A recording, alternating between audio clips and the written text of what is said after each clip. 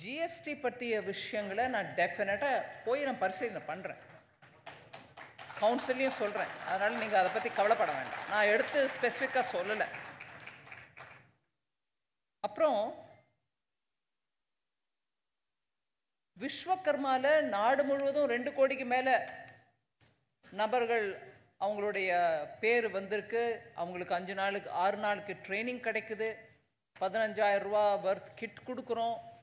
அந்த ட்ரைனிங் எடுக்கிற நாள் ஒவ்வொரு நாளைக்கும் 500 ரூபா அவங்களுக்கு கை செலவுக்கு பணம் கொடுக்குறாங்க. மத்திய அரசு அதன் மூலமாக நிறையா கிட்டத்தட்ட 18 தொழில்கள் அதில் அந்த லிஸ்ட்டில் கொடுக்கப்பட்ட தொழில்களை எல்லாத்தையும் வளர்க்கறதுக்கான முயற்சி நடந்துட்டுருக்கு. ஆனால் இந்த சந்தர்ப்பத்தில் நான் சொல்ல விரும்புகிறேன், தமிழ்நாடு அரசு அதே மாதிரி வெஸ்ட் பெங்கால் அரசு கூட இன்னும் எதை நோட்டிஃபை பண்ணல. நாடு முழுவதும் 2 கோடி விஸ்வகர்மா அப்ளிகேஷன் வந்து அதை நாங்கள் ப்ராசஸும் பண்ணிவிட்டு இம்ப்ளிமெண்ட்டும் பண்ண ஆரம்பித்தா கூட தமிழ்நாட்டில் இன்னும் அந்த நோட்டிஃபிகேஷன் வரல. அதனால் என்னங்க பிஎம் விஸ்வகர்மான்னு சொன்னீங்க, ஒன்றுமே நடக்கலைன்னா நிஜம் இதுதான். நன்றி. Mr. Otlers, Mr. Srinivasan sir, please can I ask some mic?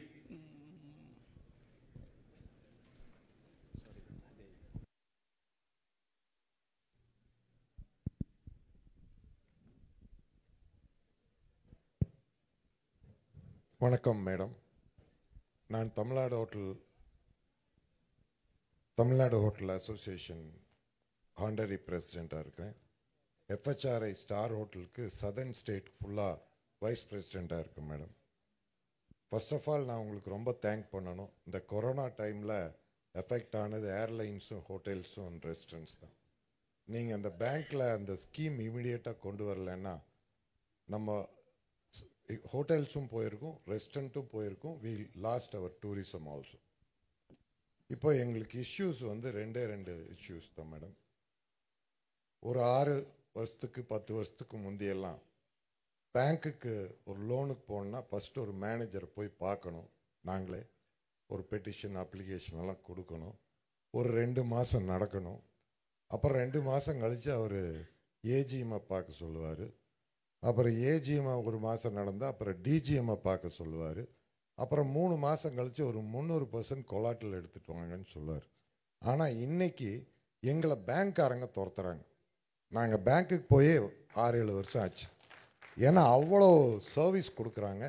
Really I am appreciating the bank people. We get fantastic service today from the bank. Funds are available. எங்களுக்கு ஒரே ஒரு இஷ்யூ தான் மேடம். அது உங்கள் பக்கத்தில் இருக்கிற MLA எங்களுடைய regular Annapurna customer. வர்றப்பெல்லாம் சண்டை போடுறாங்க அந்த அம்மா கடையில். ஏன்னா எங்களுக்கு நீங்கள் ஸ்வீட்டுக்கு 5% வச்சுருக்கீங்க ஜிஎஸ்டி, இன்புட் கொடுக்குறீங்க. ஃபுட்டுக்கு 5% வச்சுருக்கீங்க, இன்புட் கிடையாது. இந்த காரத்துக்கு 12% வச்சுருக்கீங்க. அடுத்தது பேக்கரியில் பார்த்தீங்கன்னா ப்ரெட்டும் பன்னும் விட்டுட்டீங்க. மீதி எல்லாத்துக்கும் அப் டு 28% வச்சுருக்கீங்க. இந்த அம்மா வர வேண்டியது ஜிலேபி சாப்பிட வேண்டியது, அடுத்தது காஃபி கொடுக்கணும், காரம் வேணுங்கிறது. காரத்துக்கு 12ன்னு சொன்னால் உடனே சண்டைக்கு வர்றது. இது டெய்லி எங்களுக்கு நடக்குது பிரச்சனை. ஒரே பில்லில் ஒரு ஃபேமிலிக்கு டிஃப்ரெண்ட்டாக ஜிஎஸ்டி போட்டு கொடுக்கறது கஷ்டமாக இருக்குது.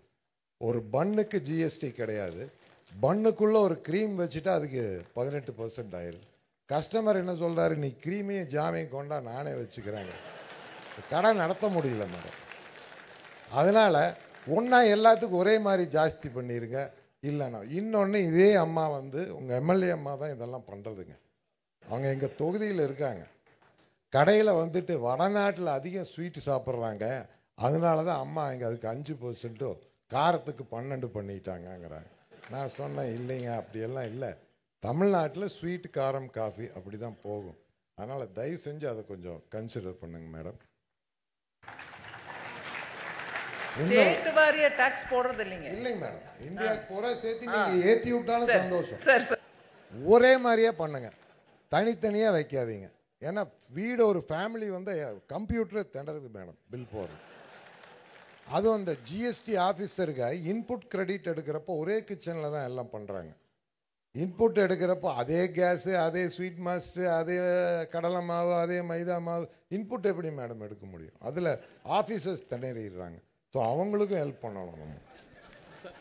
சார் இன்னொரு விஷயம், ஹோட்டல்ஸ் மேடம் ஆல்ரெடி சொல்லிட்டேன், இருந்தாலும் சொல்கிறேன். ஒரே ஒரு நாள் மேடம் 7500 ஹோட்டல் ரூமில் பில்லு போட்டுட்டோம்னா உடனே 5லேருந்து 18% ஆகிடுது மேடம் ரெஸ்டாரண்ட்டில். இப்போ ஹோட்டலுக்குன்னு மெனு கார்டெல்லாம் டேரிஃப் கார்டு யாரும் அடிக்கிறது இல்லை. மேக் மை ட்ரிப்பு தான் அதை நிர்ணயம் பண்ணுறாங்க ஹோட்டல் ரூமு. வருஷத்தில் பார்த்தீங்கன்னா ஏதோ ஒரு அன்னைக்கு சீசன் இருக்கும். திருச்செந்தூரில் சூரசம்மாரம் ஒரு ரூமில் 10 பேர் படுத்துக்கிறாங்க. ஸோ அப்போ வந்து ஒரு 7500 போடுறாங்க. இல்லை ஒரு ஹோட்டலில் எக்ஸ்ட்ரா பெட்டு போட்டால் 1000 போடுறாங்க. அதுக்குன்னு ஸ்டார் கேட்டகரி இருக்குது மேடம். அந்தந்த ஸ்டாருக்கு தகுந்த மாதிரி டேக்ஸ் இருக்கட்டும். ஒரே ஒரு நாள் 7500 போட்டதுக்கு வருஷம் பூராத்துக்கு 18% அந்த ரெஸ்டாரண்ட்டுக்கு போடுறாங்க.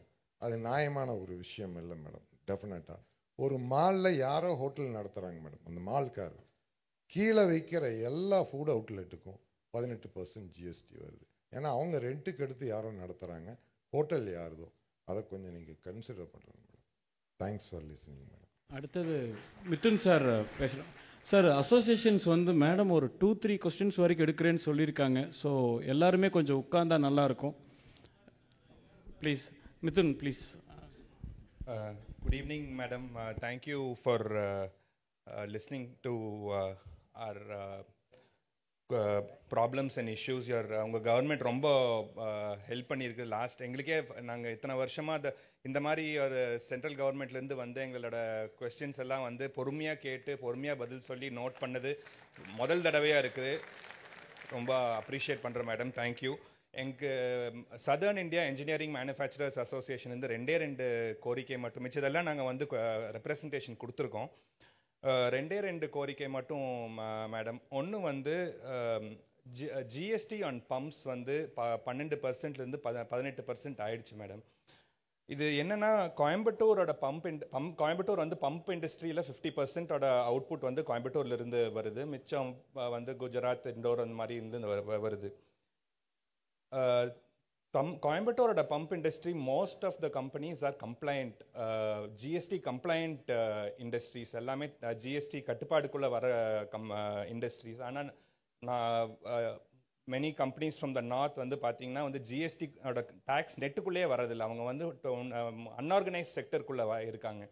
இப்போ 12%லேருந்து 18% ஏற்றுறப்போ அவங்க அன்ஆர்கனைஸ் செக்டர்லேருந்து ஆர்கனைஸ் செக்டருக்கான விலை ரொம்ப ரொம்ப ஜாஸ்தியானனால வந்து இப்போ அன்ஆர்கனைஸ் செக்டர் வந்து ரொம்ப ஜாஸ்தியாக வளர ஆரம்பிச்சிருச்சு. ஆர்கனைஸ் செக்டரில் இருக்க எம்எஸ்எம்இ கம்பெனிஸ் ஆல்மோஸ்ட் ஒரு 30% வரைக்கும் வந்து க்ளோஸ் டவுன் ஆகிற மாதிரி ஒரு நிலைமை வந்திருக்கு மேடம்.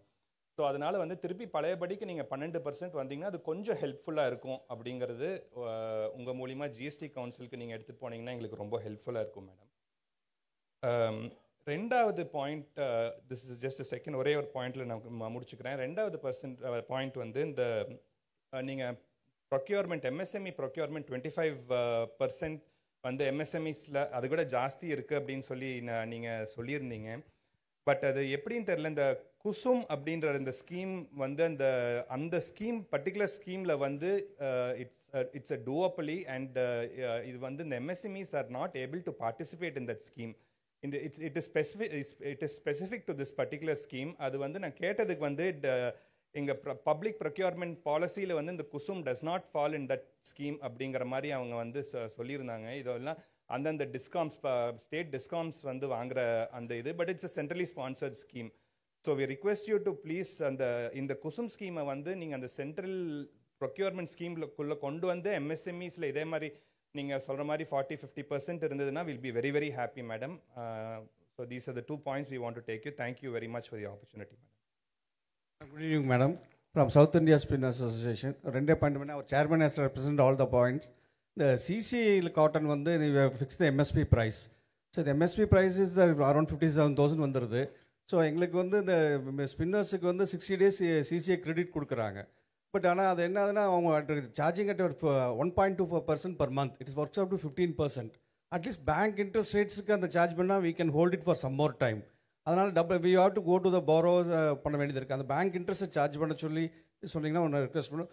இன்னொரு சிசிஐக்கு பதில் டைரக்ட் ட்ரான்ஸ்ஃபர் ஃபார்மர்ஸ் கொடுத்துட்டீங்கன்னா it will be level playing field. Thank you madam.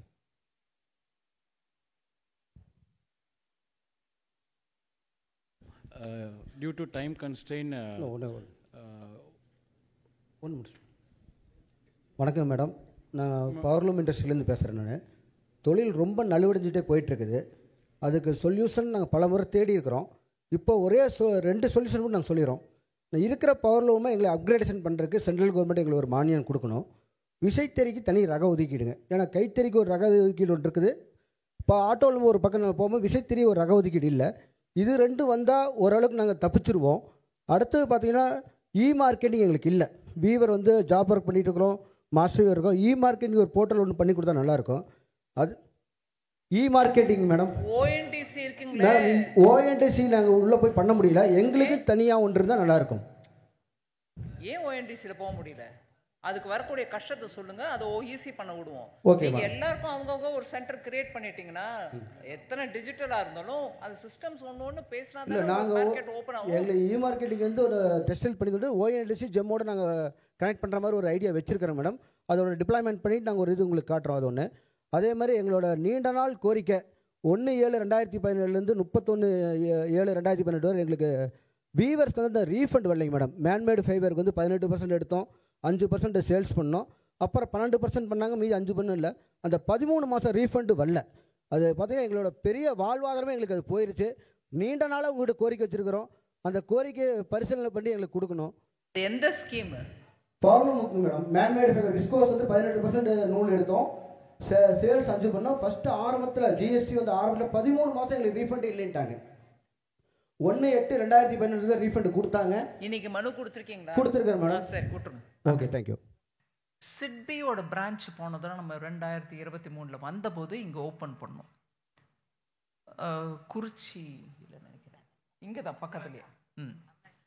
இப்போ அந்த பிரான்ச் நல்லா செயல்படுதா இல்லையா, செயல்பட்டா அதே மாதிரி ஒன்றும் பண்ணணுமா, இது ஒரு பக்கம் இருக்கேல. இந்த தரம் பட்ஜெட்டும் போது நல்ல டீட்டெயிலாக பிளான் பண்ணிட்டு சொன்னோம். இப்போது ஸ்மால் இண்டஸ்ட்ரீஸ்க்கு கிரெடிட்டு, எங்கள் பிஸ்னஸை புரிஞ்சுட்டு சின்ன சின்ன தொகையில் கடன் கொடுக்கறதுக்கு பேங்க்குகள்லாம் எங்களை மதிக்கிறதில்ல, எங்களை வந்தால் உட்காந்தா பார்த்தா பேசுறதில்ல. இதெல்லாம் அடிக்கடி கேட்குற விஷயம். அதனால நாங்கள் ஒரிஜினல் சிட்பியோட கான்ஸ்டியூஷனையே படித்து திருப்பி பார்த்துட்டு, ஏன் உங்களுக்கு கூட டைரக்ட் லெண்டிங் கூட உங்கள் மேண்டேட்டில் இருக்குல்ல, பின்ன நீங்கள் ஏன் லெண்ட் பண்ணுறதில்ல டைரெக்டாக? அந்த உங்ககிட்ட வரக்கூடிய பணத்தை எடுத்து திருப்பி பப்ளிக் செக்டர் பேங்க்கு கொடுத்து நீங்கள் எம்எஸ்எம்இக்கு லெண்ட் பண்ணுன்னு ஒரு சைக்கிளிக்கில் ஏன் பண்ணுறீங்க? நீங்களே டைரெக்டாக லெண்ட் பண்ணிட்டா போச்சு இல்லை அப்படிங்கிற அந்த விஷயத்தை எடுத்து பெரிய சர்ச்சை நடந்தது. கிட்டத்தட்ட ஒரு 4-5 மீட்டிங், பெரிய மீட்டிங் நடந்துச்சு. அதுக்கப்புறம் இந்த தினம் பட்ஜெட்டில் அதை அனௌன்ஸ் பண்ணோம். இந்த மாதிரி 163 மேஜர் கிளஸ்டர்ஸ் இருக்கையில் இந்த நாட்டில், அதில் எத்தனை கிளஸ்டரில் சிட்பி டைரக்டாக இருக்காங்க அப்படிங்கிறத அனலைஸ் பண்ணுங்க. பண்ணிவிட்டு ஏன் கிட்டத்தட்ட 63 என்னதும் இருந்தாங்க. நான் சொன்னேன், அது என்ன, ஒவ்வொரு எம்எஸ்எம்இ கிளஸ்டர்லேயும் நீங்கள் இருக்கணும். ஏன்னா your small industry development bank.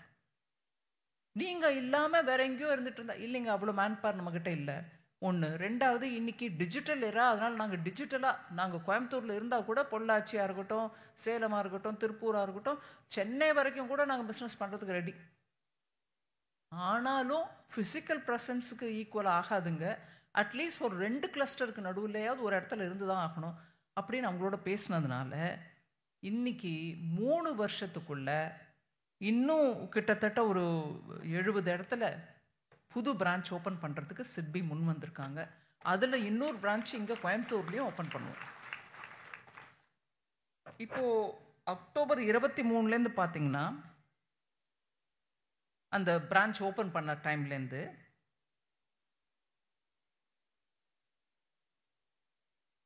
Innovative start அப்ஸ்க்கு 2 கோடி. அதில் இந்த சீட் ஃபண்ட் அவங்களும் எக்ஸ்பிளைன் பண்ணாங்க. 4.25 crores சப்போர்ட்டுக்கு இன்னும் கன்சிடரேஷன் இருந்துகிட்ருக்கு. அதை தவிர இந்த பிரான்ச் மூலமாக 491 கோடி சாங்ஷன் ஆகிருக்கு 2024 ஃபைனான்ஷியல் இயரில். அதாவது மார்ச் 24 இந்த வருஷம் மார்ச் 31 வரைக்கும் ஒரு வருஷத்துக்குள்ள, அதாவது ஆரம்பித்ததே பிரான்ச் அக்டோபர் 23 தான். ஸோ 6 மாதத்துக்குள்ள 491 கோடி ரூபாய் சாங்ஷன் பண்ணிருக்காங்க. அதில் 314 கோடி டிஸ்பர்சல் ஆயிடுச்சு. அதை தவிர அவங்க மொத்தம் அவுட்ஸ்டாண்டிங், அதாவது வெளியில் கடன் கொடுக்கப்பட்ட அமௌண்ட்டுன்னு பார்த்தீங்கன்னா 516 கோடி. அந்த ஒரு பிரான்ச்சு 6 மாதத்துக்குள்ளே இவ்வளோ பண்ணியிருக்காங்க. அதனால் சிட்பி மூலமாக பிஸ்னஸ் வளர்கிறதுக்கான வாய்ப்பு இன்னும் நிறையா இருக்குது. கோயம்புத்தூரில் மாத்திரம் இல்லை, இன்னும் எல்லா ஊர்லேயும் கூட. அதே மாதிரி இந்த 5 மாதத்தில், அதாவது ஏப்ரல் 1 2024 ஆரம்பித்து இப்போ ஆகஸ்ட் 31 வரைக்கும் 156 கோடி சாங்ஷன் பண்ணிருக்காங்க. இந்த பிரான்ச் இங்கே நம்ம அக்டோபரில் ஓப்பன் பண்ணது, அவங்க 156 கோடி சாங்ஷன் பண்ணியிருக்கிறதுல டிஸ்பர்ஸ்மெண்ட்டில் 1 கோடி ஜாஸ்தியாகவே டிஸ்பர்ஸ் பண்ணி 157 கோடி டிஸ்பர்சல் ஆகிருக்குது. மொத்தம் அவுட்ஸ்டாண்டிங்காக அவங்க லோன் கொடுத்த நம்பர் பார்த்தோம்னா 600 கோடி ரூபாயோ 628 கோடி இந்த ஒரு சிட்பி பிரான்ச்லேருந்து கொடுக்கப்பட்டிருக்காது. அதனால் இங்கே பிரான்ச் ஓப்பன் பண்ணதுங்கிறது ஒரு நல்ல ஒரு முடிவு. அவங்க இன்னும் நல்ல தீவிரமாக பிஸ்னஸ் நடத்தணும், இன்னும் அவங்க பிஸ்னஸ் வளர்ச்சி அடையணுன்றது தான் என்னுடைய கோரிக்கை. இதில் திருப்பி நம்ம என்ன கேட்குறோம், எம்எஸ்எம்இ நீங்கள் ஸ்மால் அண்ட் மீடியம் பற்றி பேசிட்டே போகிறீங்களே தவிர மைக்ரோக்கு கிடைக்கிறது இல்லை. இப்போ கூட சொன்னாங்க இந்த சிட்பி புது பிரான்ச்சு 30 மைக்ரோ யூனிட்ஸ்க்கு கொடுத்துருக்காங்க, 103 கோடி. ஆகஸ்ட் 24 வரைக்கும் நான் கணக்கு சொல்கிறேன். ஸோ மைக்ரோ திருப்பி இனிமேல் நீங்கள் எனக்கு சால்ஜாப்பு சொன்னால் நடக்காது. அங்கே பிரான்ச் இருக்குது, மைக்ரோ கொடுக்குறாங்க, போங்க வாங்கிக்கோங்க. மைக்ரோவை கண்டுக்கிறது இல்லை அப்படின்னு சொன்னால் நானே இங்கே வந்து உட்காந்துட்டு கேட்பேன் எத்தனை பேர் வந்தீங்கன்னு. தயவு பண்ணி பேங்க் அப்ரோச் பண்ணுங்கள், சிட்பி அப்ரோச் பண்ணுங்கள், வரவழைச்சுக்கோங்க. இந்த தரம் பட்ஜெட் ஆக்சுவலாக வானதியம்மா ரிக்வெஸ்ட் வரதும் ஒரே டைமில் ஆச்சு. இன்னொன்று, இந்த தரம் பட்ஜெட்டில் எம்எஸ்எம்இ கோசம் நிறைய விஷயம் சொல்லிருக்கோம். இதை எடுத்து சொல்கிறதுக்கோசம் நான் நாடு முழுவதும் இருக்கக்கூடிய எம்எஸ்எம்இ கிளஸ்டர்ஸ்க்கு போக விரும்பினேன். எம்எஸ்எம்இ மினிஸ்டரையும் ரிக்வெஸ்ட் பண்ணேன், ஐயா நீங்களும் வாங்க. அவரும் வந்தார் என்னோட. உதய்பூர் போனோம். உதய்பூரில் மார்பிள் ஸ்டோன்ஸ் இருக்குது பாருங்கள், நம்ம வீட்டிலலாம் நம்ம இப்போ வைக்கிறோம், பிஸ்னஸ் ஹவுசஸில் போடுறாங்க. அந்த மார்பிள், நேச்சுரல் மார்பிள் அங்கே தான் பெரிய கிளஸ்டர். மினிஸ்டர் வந்திருந்தார், ஜித்தன் ராம் மாஞ்சி அவர்கள். அங்கே போய் அங்கேருந்து தான் ஆரம்பிச்சது. பட்ஜெட்டில் எம்எஸ்எம்இக்கு என்னெல்லாம் சொல்லிருக்கோன்றதை எடுத்து சொல்கிறதுக்கோசம் அந்த இடத்துல தான் ஃபஸ்ட்டு ஆரம்பித்தோம். இப்போ எல்லா கிளஸ்டருக்கும் போகிறோம். எதேச்சியாக வானதியம்மா இங்கே கேட்டவுடனே அந்த விஷயத்தையும் இங்கே எடுத்து சொல்ல விரும்புகிறேன். பட்ஜெட்டில் எம்எஸ்எம்இ பொறுத்த வரைக்கும் 7 விஷயங்களை உங்களுக்கு முன்வைக்க விரும்புகிறேன். Just point. Special credit guarantee corpus create பண்ணிருக்கோம். நீங்கள் எடுத்து சொன்னீங்க டிஸ்ட்ரெஸ் டைம், அதாவது SMA 1க்கு வர போகிற நிலைமை வந்துருச்சு. என்பிஏ ஆகக்கூடாது, ஆனால் எங்களுக்கு 90 டே லிமிட் எங்களுக்கு ரொம்ப கடினமாக இருக்குது. இதை நிறைய தரம் கேட்டிருக்கோம். ஆர்பிஐயோட உட்காந்து கலந்து ஆலோசனை பண்ண பிறகு அதுக்கு ஒரு செப்பரேட் ஃபண்டு கிரியேட் பண்ணியிருக்கோம். நீங்கள் ஸ்ட்ரெஸ்ஸில் வந்த உடனே அந்த ஃபண்டு மூலமாக உங்களுக்கு அசிஸ்டன்ஸ் கிடைக்கும். அதனால் உங்களுக்கு என்பிஏ ஆக வேண்டிய நிலைமை ஏற்படாது. அதுதான் ஃபர்ஸ்ட் ஸ்டெப். அதை நீங்கள் உபயோகிச்சுக்கணும். இப்படி ஒரு ஃபண்டு வந்திருக்கா எங்களுக்கு தெரியாதுங்க, அது பாருங்கள் நான் என்பிஏ ஆகிட்டேன் அப்படின்னு சொல்லாதீங்க, தயவு பண்ணி சொல்லாதீங்க. கொடிசியாவை நான் கைகூப்பி கேட்டுக்கிறது என்னன்னா, உங்கள் அசோசியேஷனில் இருக்கக்கூடிய எல்லா மெம்பர்ஸ்க்கும் சொல்லணுங்க, எம்எஸ்எம்இ ஸ்ட்ரெஸ்ஸில் வந்தோடனே அந்த 90 நாள் கிளாக்கு டிக் டிக் டிக்குன்னு போயிட்டே இருக்குது, நம்மளுக்கு பிளட் ப்ரெஷர் ஏறிடுது, நாங்கள் என்ன பண்ணுவோன்னு கேட்குறவங்களுக்கு அரசு இப்போது ஒரு ஸ்கீம் எடுத்துகிட்டு வந்திருக்கு. அதுக்கு ஃபண்டும் க்ரியேட் பண்ணுது. நீங்கள் அந்த ஃபண்டு மூலமாக நீங்கள் ஸ்ட்ரெஸ்ஸில் இருக்கும்போது உடனே ரிலீஃப் எடுத்துக்கிட்டிங்கன்னா நீங்கள் என்பிஏ ஆக மாட்டீங்க. ஆனால் இதற்கான செய்தி எல்லாருக்கும் போய் சேரணும், இல்லைனா நீங்கள் யூஸ் பண்ண முடியாது. அது முதல் ஸ்டெப். 2, அதே மாதிரி நியூ கிரெடிட் கேரண்டி ஸ்கீம் ஒன்று ஆரம்பிச்சிருக்கோம். அது என்னதுக்கு? நார்மலாக எம்எஸ்எம்இ என்ன சொல்லுவாங்க எங்கிட்ட, ஒர்க்கிங் கேபிட்டல் கிடைக்குதுங்க பேங்க் மூலமாக, ஆனால் எங்களுக்கு டேர்ம் லோன் கிடைக்கிறது இல்லை சொல்வீங்களா இல்லையா? புரியுதா? நான் தமிழில் தான் பேசுகிறேன். நான் தமிழில் தான் பேசுகிறேன்னா புரியுதா? உணர்ச்சி இல்லாமல் இருக்கீங்களே, எனக்கு எப்படிங்க எம்எஸ்எம்இனா எனக்கு அப்படியே கொதிச்சுட்டு வருது, ஐயோ பாவம் ஏதோ பண்ணோன்னு. உங்களுக்கு ஒன்றுமே இல்லை, எல்லாம் பெரிய இண்டஸ்ட்ரீஸ் இருக்கீங்களா என்ன இங்கே? இல்லை இல்லைங்களா?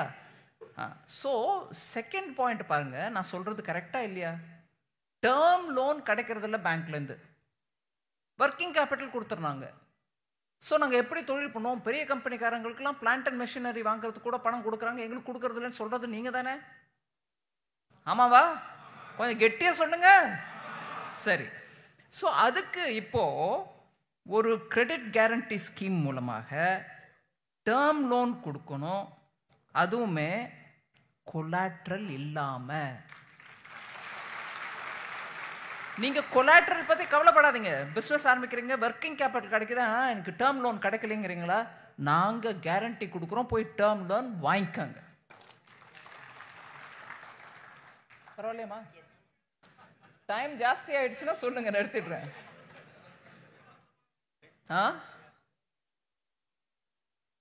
சரிங்க, ரொம்ப நன்றி.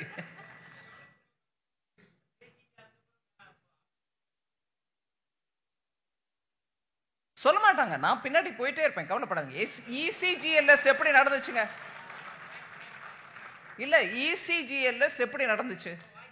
ஒத்தர விடாம பின் தொடர்ந்து வேணுங்களா எடுத்துக்கங்க வேணுங்களா எடுத்துக்கங்கன்னு சொன்னவங்க யாருங்க? அதே அதிகாரிங்க தான். அவங்கள தப்பா நினைக்காதீங்க. நாங்க பின்ன அவங்கள குத்திக்கிட்டே இருந்தோம்னா அவங்களும் பண்ணிக்கிட்டே இருப்பாங்க. நீங்க மாத்திரம் இனிமே சால்ஜாப்பு சொல்றதுக்கு இடம் இல்லை. நான் பப்ளிக்கா இங்க தமிழ்லயே சொல்றேன். இதுக்கப்புறம் எங்களுக்கு இன்ஃபர்மேஷன் இல்லைன்னு சொன்னா ஒத்துக்க மாட்டேன். மூணாவது,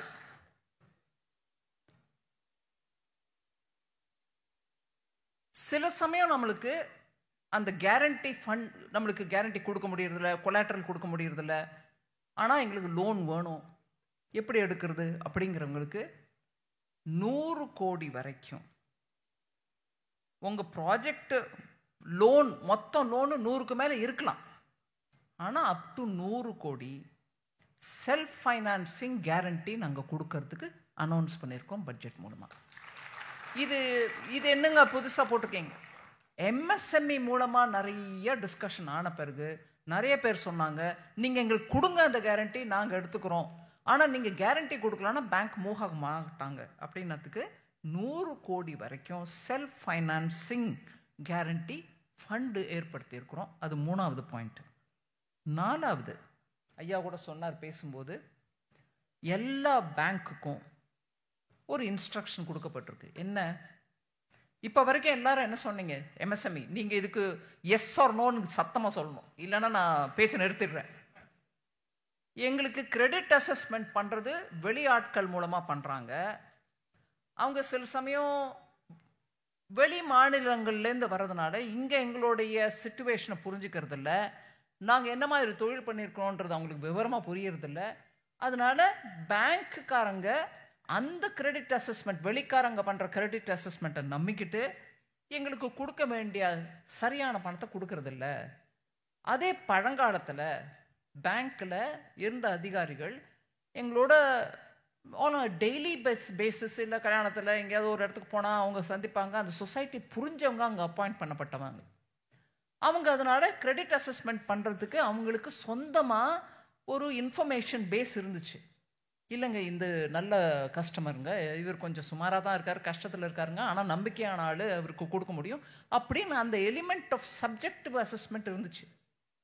அந்த அசஸ்மெண்ட் இல்லாமல் அதிகாரிகளை ஒரு 2 வருஷத்துக்கு ஒரு தடவை மாற்றிக்கிட்டே இருந்துட்டு வெளி மாநிலக்காரங்கள்லாம் வந்தபோது அந்த பேங்க்கால் அந்த அசஸ்மெண்ட் பண்ண முடியாத நிலைமை வந்த உடனே எங்களால் பண்ண முடியல, ஆனால் கிரெடிட் அசஸ்மெண்ட் எப்படின்ன உடனே வெளி ஆளுகளுக்கு கொடுத்து அவுட் சோர்ஸ் பண்ண இன்ஃபர்மேஷனை வச்சுட்டு நம்மளுக்கு லோன் கொடுக்குறாங்க. இது ரொம்பவே எஸ்எம்இஸ்க்கு கஷ்டமாக இருந்துச்சு. எங்களுக்கு நியாயமாக நடக்கலைங்க, கிரெடிட் அசஸ்மெண்ட் சரியாக இல்லைங்குவாங்க. இந்த தரம் ஆல்ரெடி ரூல் இருந்துச்சு. ஆர்பிஐ ஆல்ரெடி பேங்க்ஸுக்கு அந்த அதிகாரத்தை கொடுத்துருந்தாங்க, நீங்களே அசஸ் பண்ணிக்கோங்க, வேணும்னா கிரெடிட் வெளியிலேருந்து அசஸ் பண்ண தேவையில்லைன்னு. ஆனாலும் பேங்க்ஸ்க்கு தைரியம் இல்லாமல் நம்மளுக்கு எதுக்கு வந்துச்சு வம்பு, வெளியாள விட்டு பண்ண சொல்லு அப்படின்னு சொல்லிட்டாங்க. இப்போ நாங்கள் சட்டத்தின் மூலமாக, ஃபைனான்ஸ் பில்லின் மூலமாக பேங்க்குக்கு சொல்கிறோம், நீங்களே அந்த அசஸ்மெண்ட் பண்ணித்தான் ஆகணும். அதோடு இல்லாமல் ஒவ்வொரு பேங்க்கும் அவங்கவுங்க பண்ணிகிட்டே இருப்பாங்க.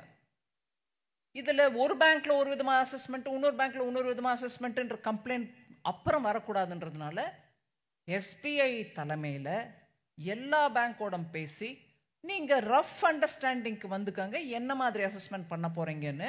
ஒரு பேங்க்கில் நல்ல விதமாக, இன்னொரு பேங்க்கில் அவ்வளோ சுகமாக இல்லைன்ற நிலைமை இல்லாமல் பார்த்துக்கங்கன்னு சொல்லி பண்ணியிருக்கிறோம். அவங்களும் அந்த வேலையில் ஈடுபட்டுருக்காங்க. சீக்கிரத்தில் எல்லா பேங்க்கும் அவங்க கஸ்டமர்ஸை அவங்கவுங்க இன்டர்னல் ப்ராசஸ் மூலமாக கிரெடிட் அசஸ்மெண்ட் பண்ணுவாங்க. அது பட்ஜெட்டில் அசஸ்மெண்ட். அப்புறம் உங்களுக்கு ஆல்ரெடி வெளியில் வந்திருக்கும் செய்தி, முத்ரா லோனில் அந்த தருண் கேட்டகரியில் இருக்கக்கூடியவங்களுக்கு 10 லட்சமாக இருந்தது 20 லட்சமாக இன்க்ரீஸ் பண்ணியிருக்கோம். 20 லட்சம் வரைக்கும் முத்ரா லோன் எடுத்துக்கலாம். அதுவுமே கொலாட்ரல் ஃப்ரீ தான், அது ஆல்ரெடி உங்களுக்கு தெரியும்.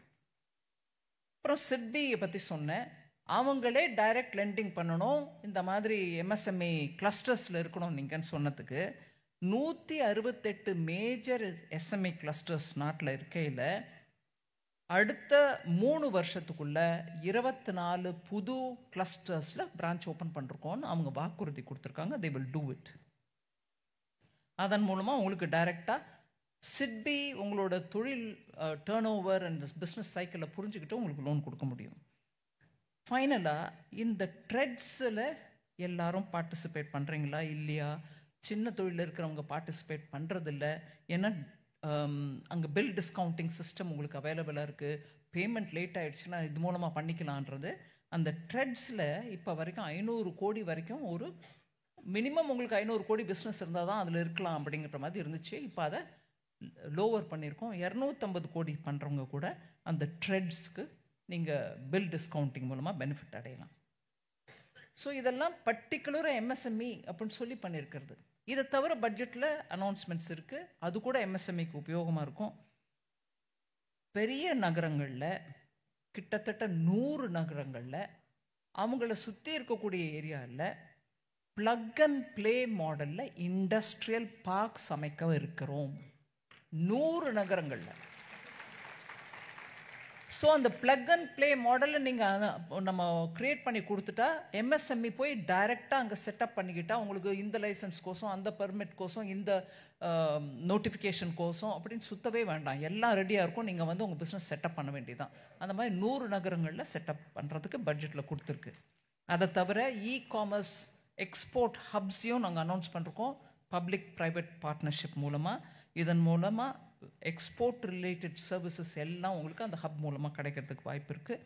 அண்ட் ஃபைனலி வெங்காயத்தை பற்றி நம்ம அம்மா எம்எல்ஏ பேசினாங்க. இது ப்ரிசர்வேஷன் ஒரு பெரிய ப்ராப்ளம். இந்த மாதிரி சீக்கிரத்தில் அழிஞ்சு போகக்கூடிய கெடக்கூடிய பழங்களோ காய்கறிகளோ சரியான ப்ரிசர்வேஷன் இல்லாதனால விவசாயிகளுக்கு சரியான விலை கிடைக்கிறதில்ல. அதை ஸ்டோர் பண்ணுறதுக்கான பழங்காலத்தில் நம்ம காத்தாட உணர்த்தி வச்சாலே போதும், அதை வச்சுட்டே நடத்திட்டு இருந்தோம்.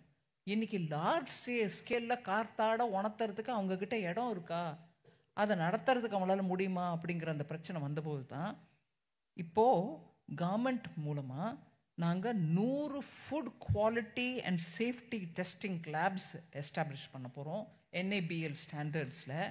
அதை தவிர 50 multi product food irradiation units setup பண்ணுறதுக்கு MSME செக்டர் மூலமாக பண்ண போகிறோம். அதனால் நீங்கள் யார் வேணாலும் வந்து நான் இந்த ப்ராடக்ட் பண்ணுறேன், இல்லை அந்த ப்ராடக்ட் பண்ணுறேன், இல்லை 5 ப்ராடக்ட் சேர்த்து பண்ணுறேங்க, ஆனால் இர்ரேடியேஷன் ஃபெசிலிட்டி எனக்கும் கிடைக்கணும், அதை வச்சுட்டு நான் ப்ரிசர்வ் பண்ணிவிட்டு மார்க்கெட்டில் நிலவரம் நல்லா இருக்கும்போது விற்று ஆதாயம் சம்பாதிச்சுக்கலாம், விவசாயிகளுக்கும் நல்ல ரேட்டு கிடைக்கலான்ற அந்த எண்ணத்தோட 50 multi product irradiation food irradiation சென்டர்ஸை MSME மூலமாக நடத்துறதுக்கான அனௌன்ஸ்மெண்ட் கூட பட்ஜெட்டில் வந்திருக்கு. இது தவிர ஸ்கில் டெவலப்மெண்ட்டை பற்றி நான் நிறையா பட்ஜெட் மூலமாக நீங்கள் பார்த்துருப்பீங்க. கிட்டத்தட்ட 5 ஸ்கீம்ஸ் மேஜர் ஸ்கீம் எடுத்துகிட்டு வந்திருக்கோம். இதுக்கு நான் இந்த கொடிஷியாவில் இதை பற்றி பேச வேண்டிய தேவை இருக்குது.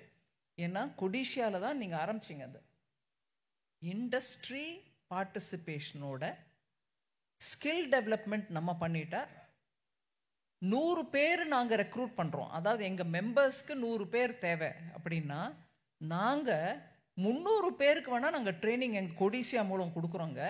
100 பேரை நாங்கள் எடுத்துக்கிறோம், மீதி 200 பேர் மார்க்கெட்டில் யார் வேணாலும் எடுத்துக்கிட்டோம் அப்படிங்கிற மாதிரி இண்டஸ்ட்ரி பார்ட்டிசிபேஷனோட நீங்கள் ட்ரைனிங் கொடுக்கறது ஒரு பெரிய ஒரு உதாரணமாக நான் எல்லா இடத்துலையும் கோட் பண்ணேன். அதனால் இப்போ நம்ம இந்த ஸ்கீமில் கவர்மெண்ட்டில் 5 விதமான எம்ப்ளாய்மெண்ட், இன்டர்ன்ஷிப், ஸ்கில்லிங் ப்ரோக்ராம் எடுத்துகிட்டு வந்திருக்கோம். அதில் ஃபஸ்ட் டைம் வேலைக்கு வரவங்களுக்கு முதல் தொகையாக 6000 ரூபா வந்து நீங்கள் ஒரு ரூம் எடுத்து வாடகைக்கு இருந்துக்கிட்டு பண்ணணுன்றதுனால 6000 ரூபா முதல் முறையாக வேலை தேடுபவர்களுக்கு. ஒரு இடத்துல வேலையில் அமர்றாங்க, அவங்களுக்கு 6000 ருபீஸ் ஒரு முறை. அதை தவிர 5000 ரூபா அவங்களுக்கு மாசாந்திரம், அவர் என்ன சம்பளத்தில் சேர்ந்தாலும் 5000 ரூபா.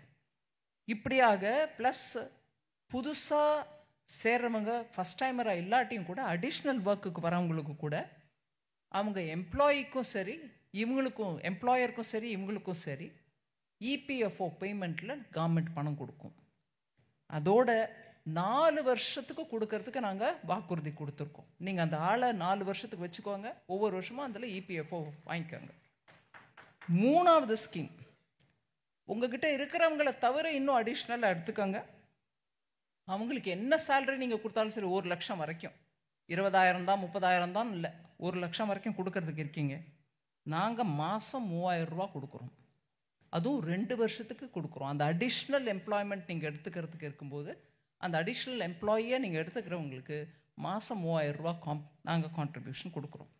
இதை தவிர ஸ்கில்லிங்க்கு அந்தந்த மாநில அரசோட பேச்சுவார்த்தை நடத்தி ஐடிஐஸ் எல்லாத்துக்கும் ஒரு 5 வருஷத்துக்குள்ள ஒரு 1000 ஐடிஐஸ்க்கு நல்லா அப்கிரேட் பண்ணி அவங்க கிட்ட இருக்கக்கூடிய கருவிகள், சாதனங்கள் எல்லாம் கூட நல்ல விதமான ட்ரைனிங்க்கு உபயோகப்படுத்துறதுக்கு ஹப் அண்ட் ஸ்போக் மாடல் மூலமாக ஸ்கில்லிங் சென்டர்ஸாக மாற்றுறதுக்கு, அதுலேயுமே பர்டிகுலர்லி இண்டஸ்ட்ரியல் ரெவல்யூஷன் 4.0 மனசில் வச்சுட்டு அங்கே artificial intelligence, datas analysis, IoT, இது எல்லாத்துக்கும் கூட இளைஞர்களுக்கு ட்ரைனிங் கொடுக்கறதுக்கான ஒரு ஸ்கீம். இதில் ஸ்டேட் கவர்மெண்ட்டோட ஐடிஐஸை நாங்கள் புதுப்பிச்சு கொடுக்குறோம், அதில் வேணுங்கிற இன்வெஸ்ட்மெண்ட் பண்ணுறோன்ற ஒரு ஸ்கீம் கூட பட்ஜெட்டில் அனௌன்ஸ் ஆகிருக்கு.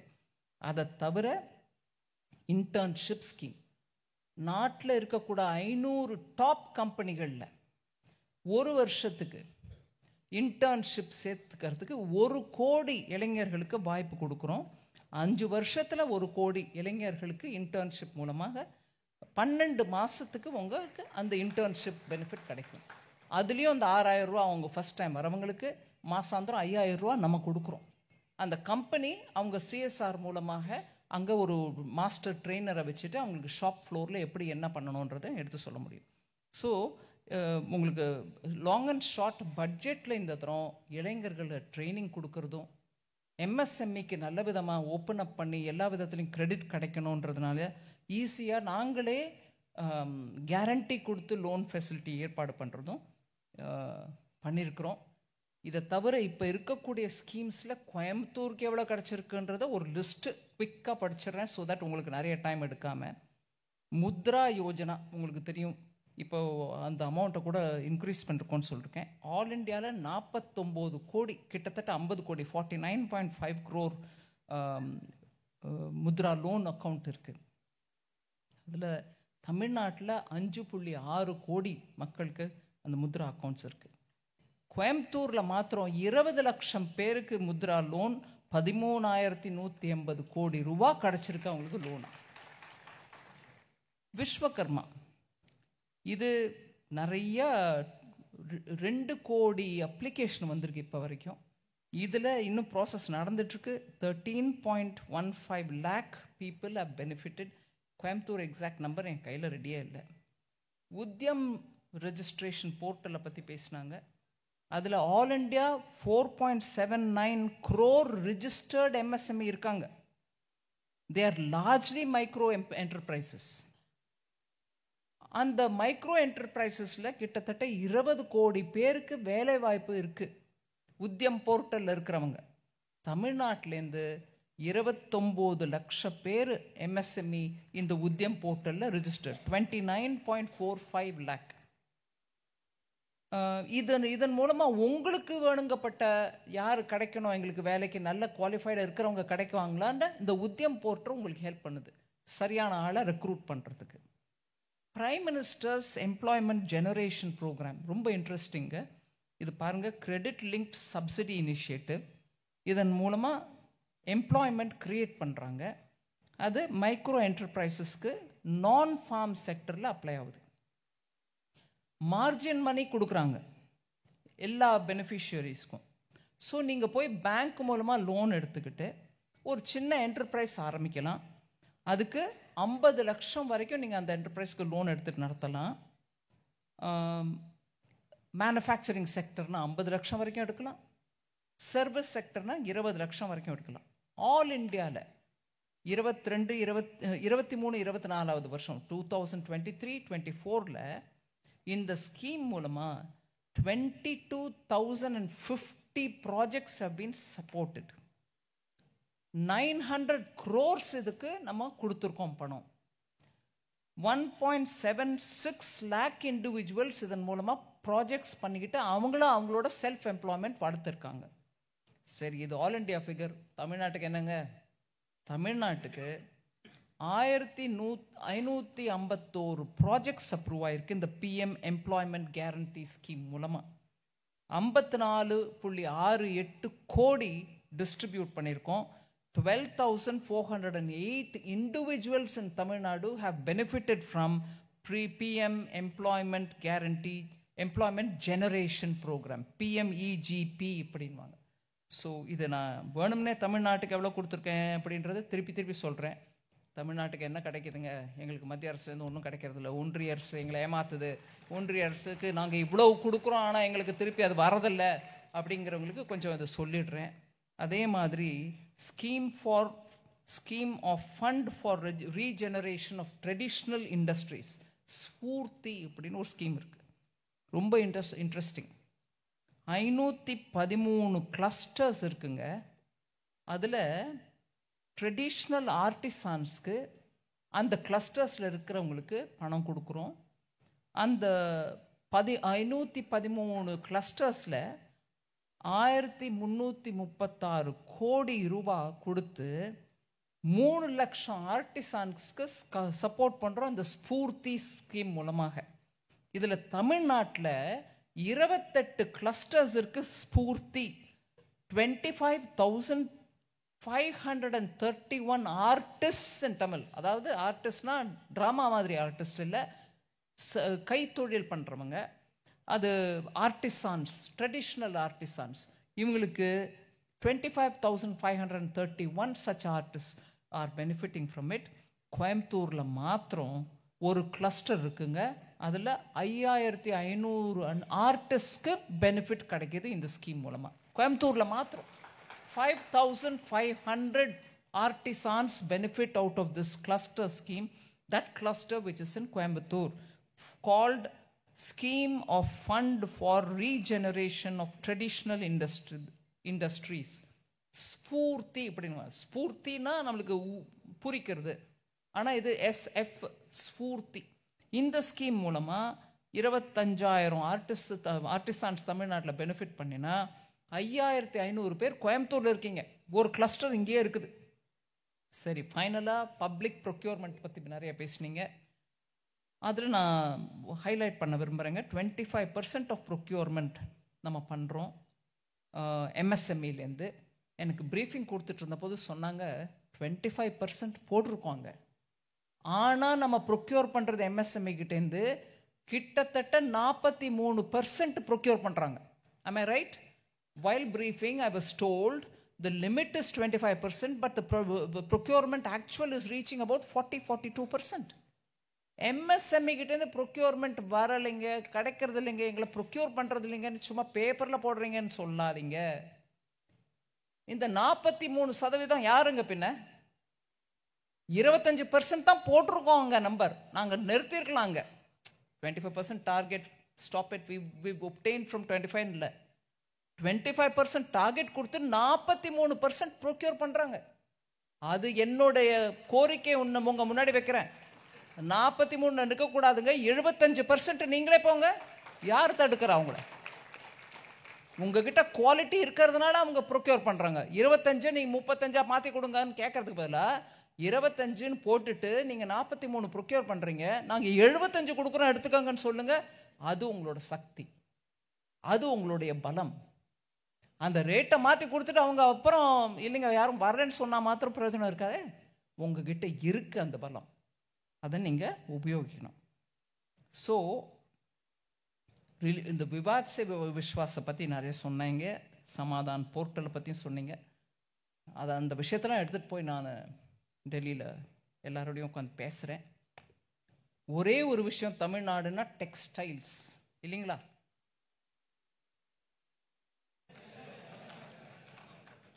நான் நிறுத்திடுறேன், எனக்கு புரியல என்ன பேசுகிறேன்னு. தமிழ்நாடுனா டெக்ஸ்டைல்ஸா இல்லைங்களா? காட்டன் காட்டன் இப்போ எங்களுக்கு கொடுங்க, எங்களுக்கு காட்டனுக்கு அனுமதி கொடுங்கன்னு கேட்கறதெல்லாம் யாரு பின்ன? ஒரு நல்ல செய்தி சொல்லணும்னு கேட்குறேன். தமிழ்நாடுனா டெக்ஸ்டைல்ஸ்னா சரி, கோயம்புத்தூர் கொங்கு நாடுனா டெக்ஸ்டைல்ஸ் போதுமா? எனக்கு தெரியும் இந்த கிளாப் வரும். கொங்கு நாடுனா டெக்ஸ்டைல்ஸ்னா தான் கிளாப் பண்ணுவீங்க. என்ன ஆயிடுச்சுங்க தமிழ்நாடு? நான் மதுரைக்காரி, நான் உங்க முன்னாடி நின்று பேசிட்டு இருக்கேன். மத்திய அரசின் மூலமாக தமிழ்நாட்டுக்கு இந்த மித்ரா பார்க் கொடுத்தாங்க. 7 இடத்துல கொடுத்துருக்காங்க பாரத தேசம் முழுக்கத்துலேயும். அதில் தமிழ்நாட்டில் விருதுநகருக்கு கொடுத்தாங்க. இப்போ ப்ரீஃப் பண்ணிட்டு இருக்கும்போது கூட அதிகாரிகள் எங்கிட்ட கொடுத்த நம்பர் உங்களுக்கு சொல்கிறேன், நல்ல சந்தோஷமான விஷயம். அந்த பார்க் செட்டப் பண்ண பிறகு அந்த கம்பெனி ஒன்று நடத்தும் அந்த பார்க்கை. அதை February மாதம் 20 இந்த வருஷம் அந்த கம்பெனியும் செட்டப் ஆயிடுச்சு, இன்கார்பரேட் ஆயிடுச்சு.